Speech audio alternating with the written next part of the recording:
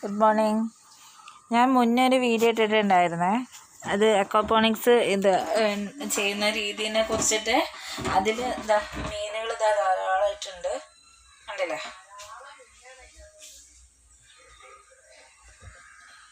അല്ലേ, ഈ മീനിൻ്റെ ഈ വെള്ളമാണ് ഫിൽറ്റർ ചെയ്തിട്ടാണ് അക്വാപോണിക്സ് നമ്മൾ തുടങ്ങിയത്.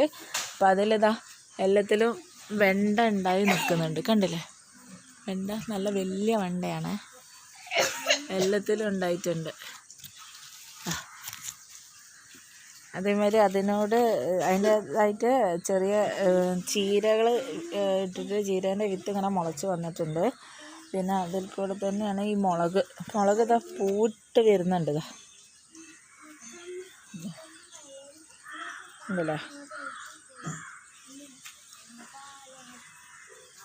ഏതായാലും ഇത് ഈ ശ്രമം ആദ്യമായിട്ട് പരീക്ഷിച്ച് നോക്കിയതാണ് ഇങ്ങനെ ഉണ്ടാവുമെന്നുള്ളത്.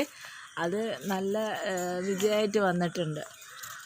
പിന്നെ ഞങ്ങൾ പറമ്പിൽ ഒരു ചേന നട്ടിട്ടുണ്ടായിരുന്നു. ആ ചേന വിളവെടുത്തപ്പോൾ കുറച്ച് വലുപ്പത്തിലുള്ളൊരു ചേനയും കിട്ടി.